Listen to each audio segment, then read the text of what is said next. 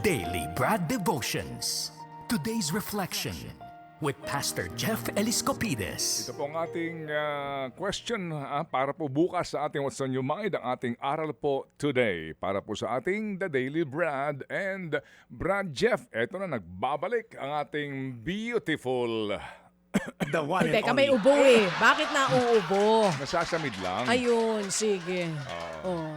Siya, Pastor bakit Jeff. pumayat ka? Nagbakasyon ka? O madalas kasi ang lakad dun eh. Hindi ba? Grabe. Oo, nakakaano ko dun, baby. 10,000 steps a day. Wow. Good for you, Diba? baby girl. O, dun sa pinuntahan ko, meron silang area sa city na pag sumakay ka sa tren nila, pag dun lang Oh. sa area, libre, walang bayad. Okay. Oo. Ba't di ba natin yung pwedeng gawin dito?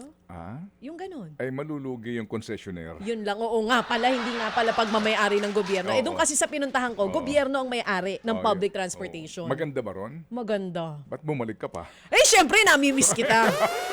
Oo. Parang ayaw mo na akong bumalik. Ikaw talaga. Sinasabi ko, kung maganda pa lang ka Maganda doon, maganda. If you were in a better place, Yeah. ba't ka naman babalik Well, pa? nothing beats home. Okay. Oo. Yan, Iba pa rin, joke nami-miss. lang. Na-miss ko kasi ang lubak dito eh. Joke lang. Na-miss ko ang Oh, polusyon. sige, anyway. Oo. Okay, Brad, ito na. Handang-handa na tayo para sa ating Bumalik ka magandang pa. balita. Nanggigigil ako sa'yo, baby. O sige, Pastor Jeff, happy Monday, na-miss kita. Ang iyong magandang Yes. balita na hatid sa amin ngayong Lunes. Anong meron? Miss ka rin namin siya. Happy birthday muna kay Kuya Arthur Escobar. Kapatid to na Ate Nessa, nasa Baguio sila. Nakikinig, naka-tune in lahat. Thank you for tuning in. At sa aking kaibigang si Army Benneth, former CNN boss yan. So happy birthday din, Ma'am Army. Meron po akong share ngayon. Happy Monday nga. No? Makikibaka na naman po tayo sa traffic. Na-experience nyo na ba yung late ka na tapos traffic pa, di ba? Red light, mainit na ulo mo, busina dito, busina doon, road rage, kaliwat kanan. And you're thinking, Lord, bakit ngayon pa naman na traffic, ano? Hindi naman, pwede naman sa ibang araw na lang. Yung daily inconveniences po na yan, mahina internet, traffic, long lines, delayed responses. Minsan po maisip natin, malas ba ako or may purpose si Lord? Sabi po sa Salmo 37:7, pumanatag ka sa piling ng Diyos at matyagang maghintay sa gagawin niya. Sabi po rito, be still and wait on the Lord. Kasi yung patience po is productive. Kasi tayo minsan iniisip natin, waiting time is wasted time. Pero unang-una po, yung frustration only reveals what's inside of us. Yung traffic po, hindi siya nakikreate ng anger. Nire-reveal lang niya yung anger na nasa loob natin. Yung pressure, hindi po yan nakikreate ng impatience. Ini-expose lang niya yung impatience natin. Sabi nga sa Biblia, out of the overflow of the heart, the mouth speaks. Parang yung hawak ko na tong kalamansi. Pag piniga ko to, hindi naman lalabas dyan kamatis o orange juice. Yung nasa loob niya, kalamansi. Same thing po pag tayo ba'y na-press o na-pressure, kapag naipit sa traffic, kapag tayo na-bash, ano po ba yung lumalabas sa atin? May nire-reveal lang po pag tayo po yung nape-press. Okay? So yung mga daily inconveniences becomes daily inspection actually. Ginagamit ng Diyos yung small frustration na yan to show us what needs transformation. Again, yung small frustration only reveals what needs transformation. So yung pressure po doesn't produce the problem. It only reveals it. Pangalawa po, yung sinabi ko lagi, delay can become a divine appointment. Minsan tingin natin, sayang yung oras ko. Pero minsan yung delay na yon, yun yung nagpa-delay sa'yo ng konti kasi naiiwas ka sa malaking gulo, malaking problema, malaking disgrasya. You planned to go earlier, to arrive earlier, pero inalaw ni Lord mag-slow down tayo, maybe to protect us. And lastly, yung stillness po is actually a spiritual discipline. Kaya yung binasa natin kanina, be still before the Lord sa English.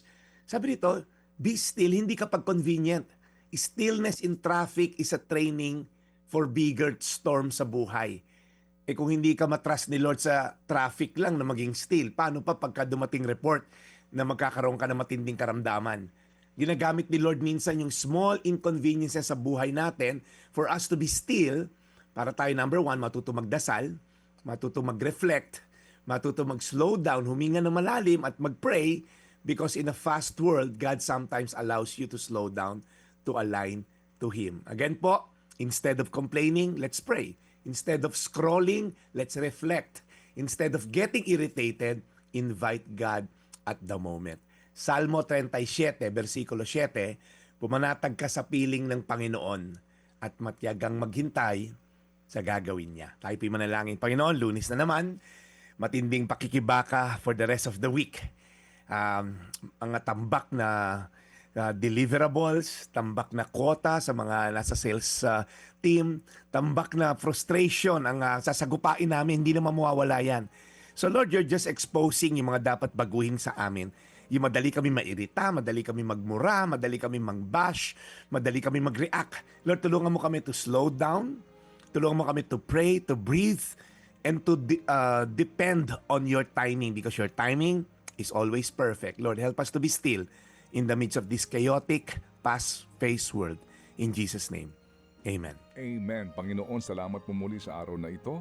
Sa aming pakikinig sa magandang aral na inihatid ni Brad Jeff, we continue to pray para po kay Brad.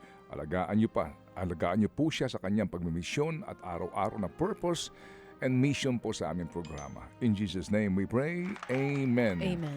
Bless you, Pastor. Salamat na marami. God bless you more. Salamat. Alright, so Brad, ngayon pala ay birthday din ni Attorney Dean Mel Santamaria. Yes, happy Uy, birthday, attorney. Attorney Dean. Ang ating paborito, Attorney Dean, happy Opo. birthday. At si Attorney Junjun Salazar. Yan, happy birthday din. Mga attorneys, happy birthday. Alright, so Brad, we'll catch you again tomorrow. Yes, of course, hindi naman tayo nawawala dito sa ating paglilingkod sa bayan, serving God and serving the people, Brad Ted. Yeah. Okay, so we'll catch you tomorrow, Brad. Yes, happy birthday again sa kaibigan kong Army Bennett. Thank you so much for tuning in. Ito po ang inyong Daily Brad, your daily dose of inspiration. Mga kapatid, brothers and sisters, saan ka pa? Dito na tayo sa totoo. Dito na tayo sa True FM. Mga kapatid, mag-subscribe and follow po kayo sa social media accounts ng True Network PH. Yan po kami. Hanapin nyo lang True Network PH, Facebook, Instagram, YouTube, TikTok, and podcast. Mapa Apple or Spotify man yan, mahahanap nyo kami. Lahat ng mga napapanood at napapakinggan nyo po sa programa, nasa social media accounts namin yan. So, paano mga kapatid? See you sa social media!